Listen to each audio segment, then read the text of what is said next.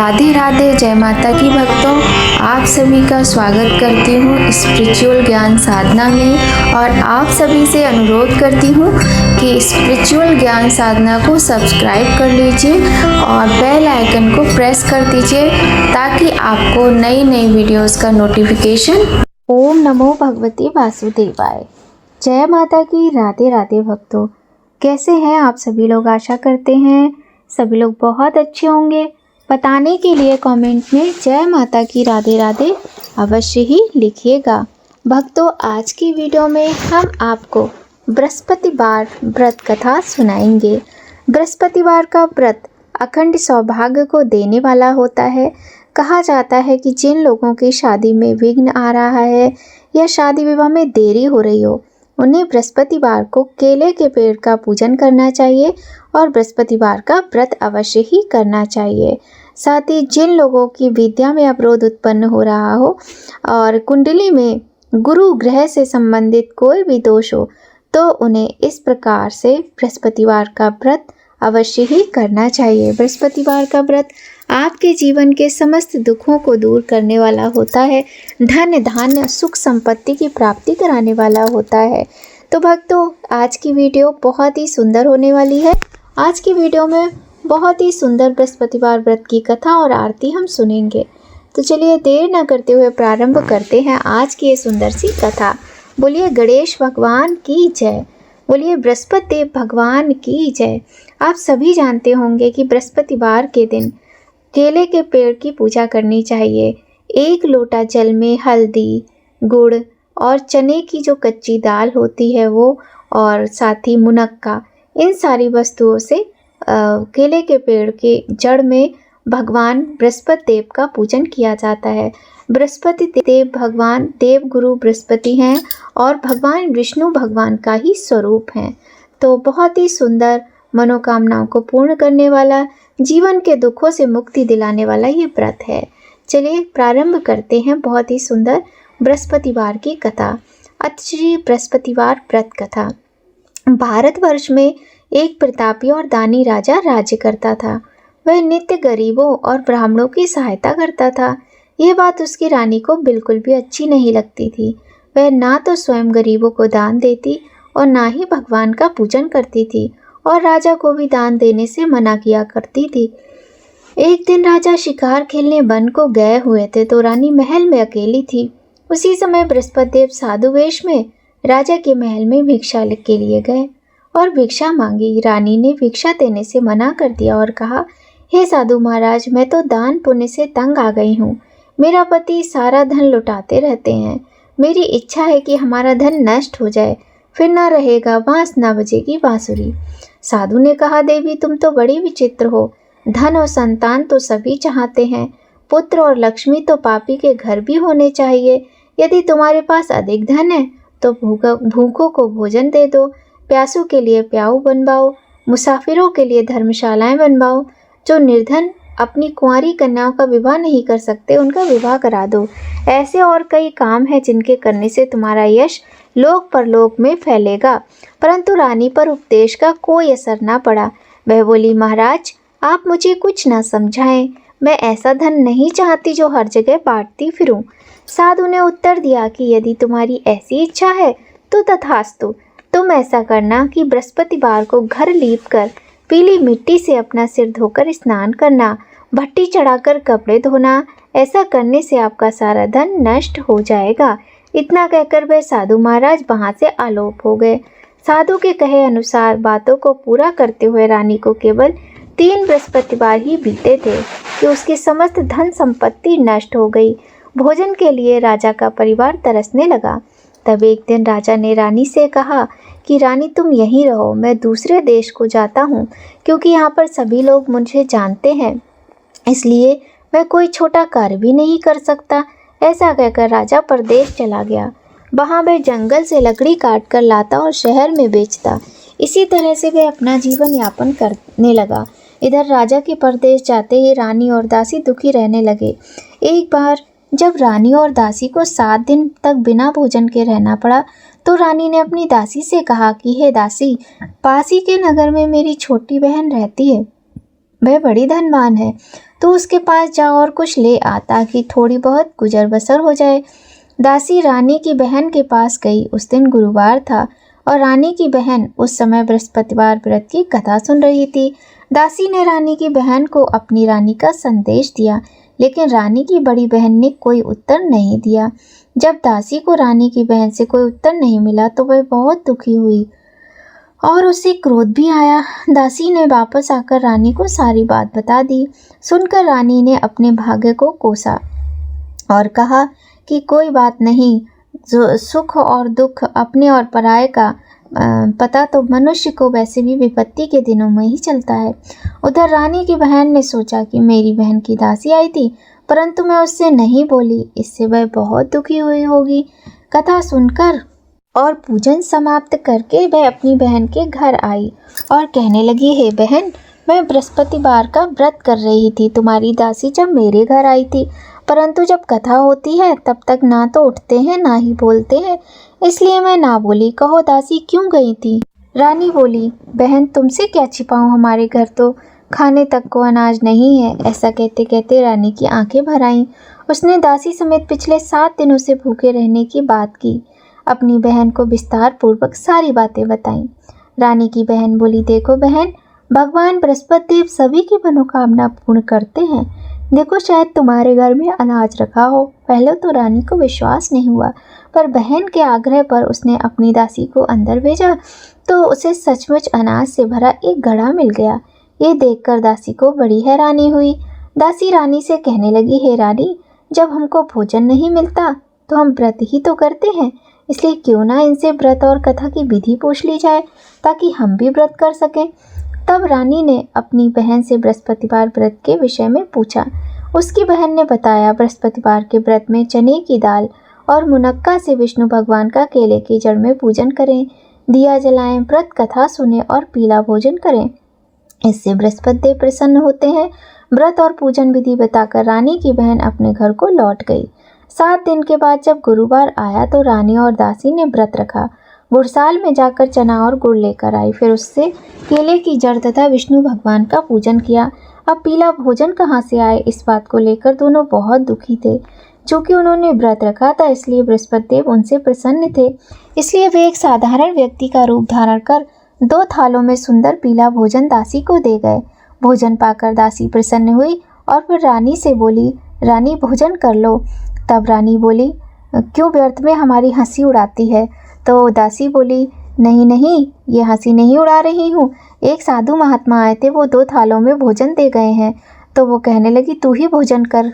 तो तब दासी ने कहा कि एक महात्मा आकर 2 थालों में हमें सुंदर पीला भोजन देकर गए हैं, इसलिए रानी आप भी भोजन कर लो। तब रानी और दासी ने साथ में मिलकर भोजन ग्रहण किया। उसके बाद वे सभी गुरुवार को व्रत और पूजन करने लगी।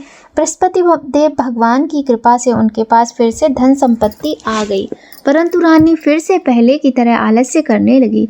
तब दासी बोली, देखो रानी, तुम पहले भी इसी प्रकार आलस्य करती थी, तुम्हें धन रखने में कष्ट होता था, इस कारण सभी धन नष्ट हो गया, और अब जब भगवान बृहस्पति देव की कृपा से धन मिला है तो तुम्हें फिर से आलस्य होता है। रानी को समझाते हुए दासी कहती है कि बड़ी मुसीबतों के बाद हमने ये धन पाया है, इसलिए हमें दान पुण्य करना चाहिए, भूखे मनुष्यों को भोजन कराना चाहिए और धन को शुभ कार्यों में खर्च करना चाहिए, जिससे तुम्हारे कुल का यश बढ़ेगा, स्वर्ग की प्राप्ति होगी और पितृ प्रसन्न होंगे। दासी की बात मानकर रानी अपना धन शुभ कार्यों में खर्च करने लगी, जिससे पूरे नगर में उसका यश फैलने लगा। एक दिन राजा दुखी होकर जंगल में एक पेड़ के नीचे आसन जमाकर बैठ गया। वह अपनी दशा को याद करके व्याकुल होने लगा। बृहस्पतिवार का दिन था। एकाएक उसने देखा कि निर्जन वन में एक साधु प्रकट हुए। वह साधु वेश में स्वयं बृहस्पति देवता थे। लकड़हारे के सामने आकर बोले, हे लकड़हारे, इस सुनसान जंगल में तू चिंता में क्यों मग्न बैठा है? लकड़हारे ने दोनों हाथ जोड़कर प्रणाम किया और उत्तर दिया, महात्मा जी, आप सब कुछ जानते, मैं क्या कहूँ? यह कहकर रोने लगा और साधु को अपनी आत्म कथा सुनाई। महात्मा जी ने कहा, तुम्हारी स्त्री ने बृहस्पतिवार के दिन बृहस्पति देव भगवान का निरादर किया था, जिसके कारण रुष्ट होकर उन्होंने तुम्हारी ये दशा कर दी। अब तुम चिंता मत करो, मेरे कहने पर जाओ, तुम्हारे सब कष्ट दूर हो जाएंगे और भगवान पहले से भी अधिक धन संपत्ति तुम्हें देंगे। तुम बृहस्पतिवार के दिन कथा करो, व्रत करो और जो पैसे तुम्हें मिले उनसे तुम प्रसाद लाओ और भगवान की अच्छी तरीके से पूजा पाठ करके कथा करो। लकड़हारा कहने लगा कि मेरे पास तो पैसे ही नहीं है। तब साधु महात्मा ने कहा कि तुम चिंता मत करो, तुम जाओ और तुम्हें पहले से अधिक धन प्राप्त होगा। लकड़हारा अपने उसी प्रकार से लकड़ियों का गट्ठर लेकर शहर में बेचने गया। उसे सच में और दिनों से अधिक धन प्राप्त हुआ और बृहस्पतिवार का दिन आया। उसने गुड़ और चना खरीदा और मुनक्का खरीदा और भगवान की बृहस्पति देव भगवान की पूजा की, कथा की। साधु के इस प्रकार से बताने पर जिस प्रकार लकड़हारे ने व्रत किया, उससे उसको और दिनों की अपेक्षा अधिक धन मिल गया और उसने बहुत अच्छे से भगवान की पूजा अर्चना की। अब उसके बाद लकड़हारा जब दोबारा बृहस्पतिवार आया तो वह व्रत करना भूल गया।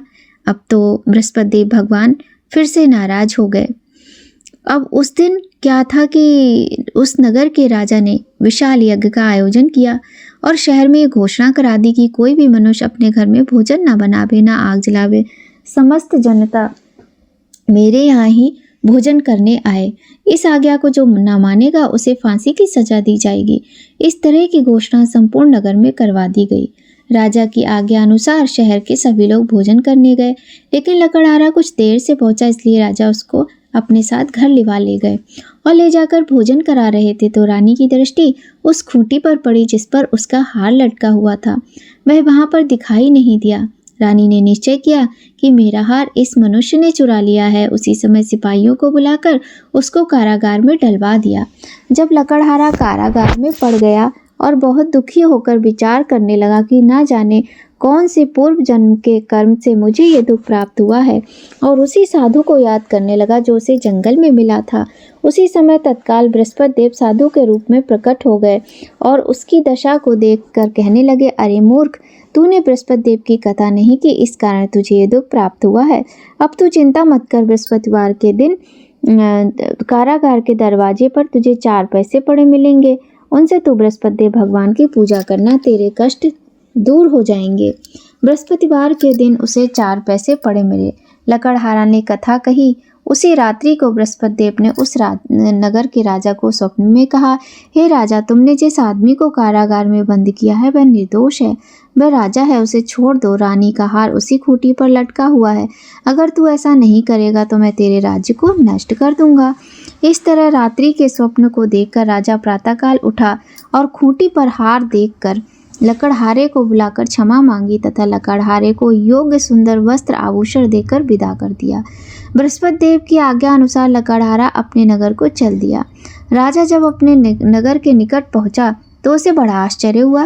नगर में पहले से अधिक बाग, तालाब, कुएं तथा बहुत सी धर्मशाला, मंदिर आदि बन गए थे। राजा ने पूछा, ये किसका बाग और धर्मशाला है?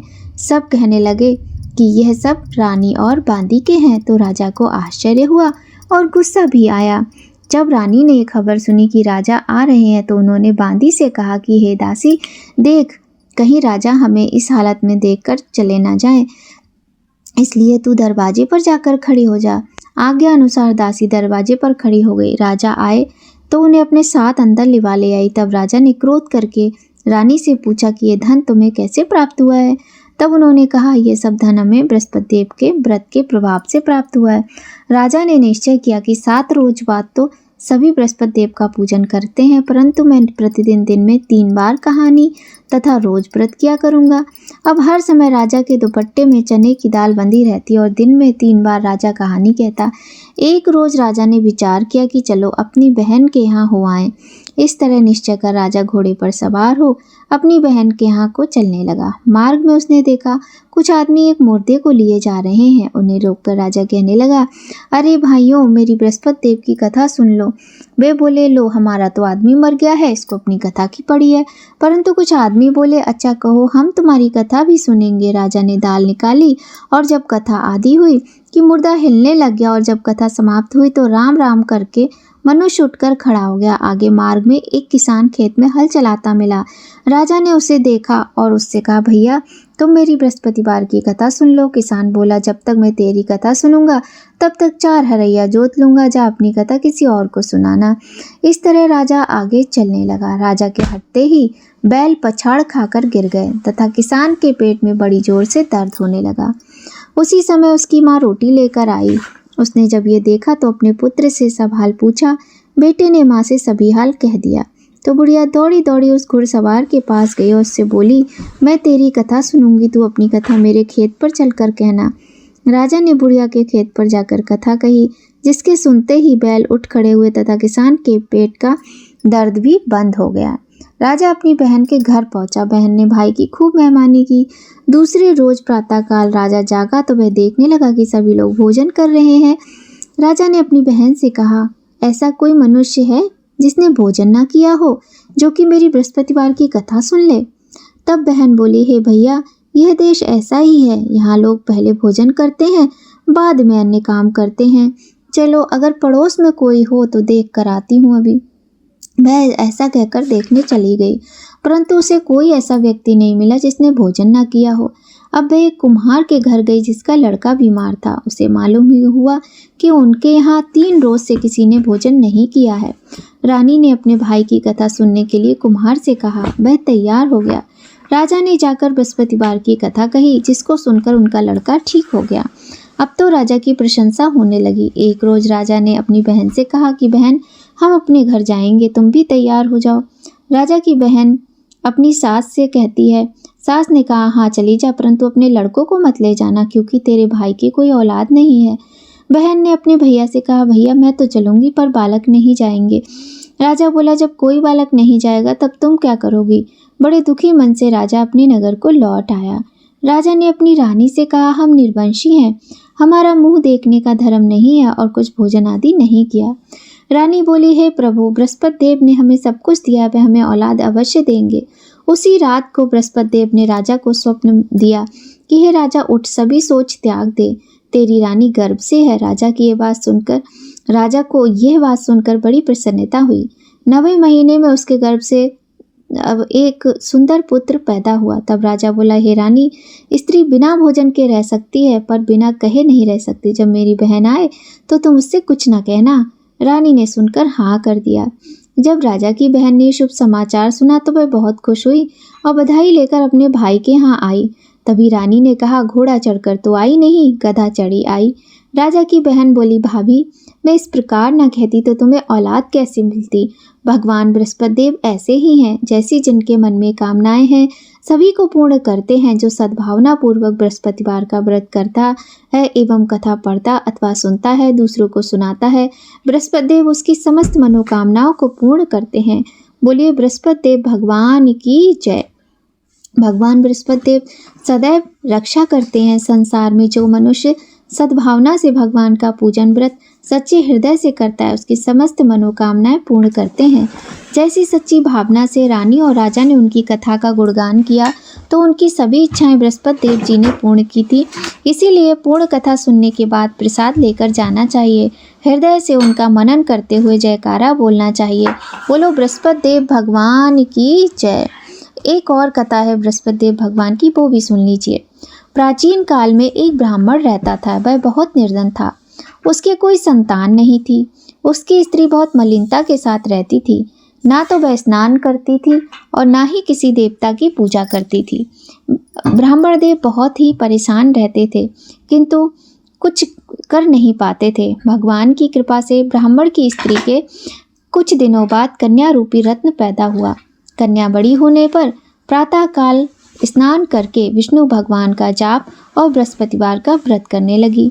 अपने पूजन से पाठ से वह विद्यालय जाती तो अपनी मुट्ठी में जौ भर के ले जाती जो कि सोने के थे और पाठशाला के मार्ग में डालती जाती।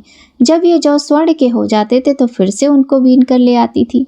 एक दिन वह बालिका सूप में उस सोने के जौ को फटक कर साफ कर रही थी कि उसके पिता ने देख लिया और कहा, बेटी, सोने के जौ के लिए सोने का सूप भी तो होना चाहिए। दूसरे दिन बृहस्पतिवार था। इस कन्या ने व्रत रखा और बृहस्पति देव से प्रार्थना करके कहा, मैंने आपकी पूजा यदि सच्चे मन से की है तो मुझे सोने का सूप दे दो भगवान। बृहस्पति देव ने उसकी प्रार्थना स्वीकार कर ली। रोजाना की तरह वह कन्या जौ फैलाती हुई जाने लगी। जब लौटकर जौ बीन रही थी तो बृहस्पति देव की कृपा से उसे सोने का सूप मिला। उसे वह घर ले आई और उसमें जौ साफ करने लगी, परंतु उसकी माँ का वही ढंग रहा। एक दिन की बात है कि वह कन्या सोने के सूप में जौ साफ कर रही थी। उस समय शहर का राजपुत्र वहां से होकर निकला। इस कन्या के रूप और कार्य को देखकर मोहित हो गया तथा अपने घर आकर भोजन तथा जल त्याग कर उदास होकर लेट गया। राजा को इस बात का पता लगा तो अपने प्रधानमंत्री के साथ उसके पास गए और बोले, हे बेटा, तुम्हें किस बात का कष्ट है? किसी ने अपमान किया है या जो भी कारण हो सो कहो, मैं वही करूँगा जिससे तुम प्रसन्न रहो। अपने पिता की राजकुमार ने बातें सुनी तो वह बोला, मुझे आपकी कृपा से किसी बात का दुख नहीं है। किसी ने मेरा अपमान नहीं किया है, परंतु मैं उसी लड़की से विवाह करूँगा जो लड़की सोने के सूप में जौ साफ कर रही थी। यह सुनकर राजा आश्चर्य में पड़ा और बोला, बेटा, इस तरह की कन्या का पता तुम ही लगाओ, मैं उसके साथ तेरा विवाह अवश्य ही करूँगा। राजकुमार ने उस लड़की के घर का पता बतलाया। तब मंत्री उस लड़की के घर गए और ब्राह्मण देवता को भी सभी बात बताई। ब्राह्मण देवता राजकुमार के साथ अपनी कन्या का विवाह करने के लिए तैयार हो गए तथा विधि विधान के अनुसार ब्राह्मण की कन्या का विवाह राजकुमार के साथ हो गया। कन्या के घर से जाते ही पहले की भांति उस ब्राह्मण देवता के घर में गरीबी का निवास हो गया। अब भोजन के लिए भी अन्न बड़ी मुश्किल से मिलता था। एक दिन दुखी होकर ब्राह्मण देवता अपनी पुत्री के पास गए। बेटी ने पिता की दुखी अवस्था को देखा और अपनी माँ का हाल पूछा। तब ब्राह्मण ने सभी हाल कहा। कन्या ने बहुत सा धन देकर अपने पिता को विदा कर दिया।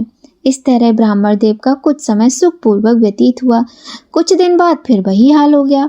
ब्राह्मण फिर अपनी कन्या के यहाँ गए, सारा हाल कहा तो लड़की बोली, पिताजी, आप माता जी को यहाँ लिवा लाओ, मैं उसे विधि बता दूंगी जिससे गरीबी दूर हो जाएगी। वह ब्राह्मण देवता अपनी स्त्री को साथ लेकर पहुँचे तो अपनी माँ को वह समझाने लगी, माँ, प्रातःकाल तुम जल्दी उठा करो, स्नान किया करो, भगवान विष्णु की पूजा करो तो सब दरिद्रता दूर हो जाएगी। परंतु उसकी माँ ने एक भी बात नहीं मानी। वह प्रातःकाल उठकर अपने पुत्री के बच्चों की जूठन को खाने लगी। इससे उसकी पुत्री को बहुत गुस्सा आया और एक रात को कोठरी से सभी सामान निकाल दिया और अपनी माँ को उसमें बंद कर दिया। प्रातःकाल उसे निकाला तथा स्नान आदि करा के पाठ करवाया तो उसकी माँ की बुद्धि ठीक हो गई और वह फिर प्रत्येक बृहस्पतिवार को व्रत रखने लगी। इस व्रत के प्रभाव से उसके माँ बाप बहुत धनवान और पुत्रवान हो गए और बृहस्पति देव की प्रभाव से इस लोक के सुख भोग कर स्वर्ग को प्राप्त हुए। बोलिए बृहस्पति देव भगवान की जय। बोलिए विष्णु भगवान की जय। बोलिए लक्ष्मी नारायण भगवान की जय। तो भक्तों, बृहस्पतिवार की ये थी बहुत ही सुंदर कथाएं। आपको कैसी लगी? अगर थोड़ी भी अच्छी लगे तो लाइक ज़रूर कीजिएगा। अब हम सभी लोग मिलकर कर लेते हैं बृहस्पति देव भगवान की आरती। बोलिए बृहस्पति देव भगवान की जय। ओम जय बृहस्पति देवा, स्वामी जय बृहस्पति देवा, छिन छिन भोग लगाऊं कदली फल मेवा। ओम जय बृहस्पति देवा, तुम पूर्ण परमात्मा, तुम अंतर्यामी, स्वामी तुम अंतर्यामी, जगत पिता जगदीश्वर, तुम सबके स्वामी। ओम जय बृहस्पति देवा, चरणामृत निज निर्मल, सब पातक हरता, स्वामी सब पातक हरता, सकल मनोरथ दायक, कृपा करो भरता। ओम जय बृहस्पति देवा, तन मन धन अर्पण कर, जो जन शरण पड़े। स्वामी जो जन शरण पड़े, प्रभु प्रकट तब होकर आकर द्वार खड़े। ओम जय बृहस्पति देवा, दीन दयाल दयानिधि भक्तन हितकारी। स्वामी भक्तन हितकारी, पाप दोष सब हरता भव बंधन हारी। ओम जय बृहस्पति देवा, सकल मनोरथ दायक सब संशय हारो। स्वामी सब संशय हारो, विषय विकार मिटाओ संतन सुखकारी। ओम जय बृहस्पति देवा, जो कोई आरती तेरी प्रेम सहित गावे। स्वामी प्रेम सहित गावे, ज्येष्ठानंद कंद सो निश्चय फल पावे। ओम जय बृहस्पति देवा, ओम जय बृहस्पति देवा। स्वामी जय बृहस्पति देवा, छिन छिन भोग लगाऊं कदली फल मेवा। ओम जय बृहस्पति देवा। बोलो बृहस्पति भगवान की जय। तो भक्तों, आज की वीडियो में बस इतना ही। आज की वीडियो आपको कैसी लगी कमेंट करके ज़रूर बताइएगा। अगर आपको थोड़ी भी वीडियो हेल्पफुल हो तो वीडियो को लाइक करें, और यदि चैनल पर पहली बार आए हैं तो चैनल को सब्सक्राइब करें, बेल आइकन को प्रेस कर दें ताकि आपको महत्वपूर्ण वीडियोस का नोटिफिकेशन समय पर मिलता रहे। भक्तों, भगवान बृहस्पति देव की कृपा आप पर सदा बनी रहे। जय माता की भक्तों, राधे राधे।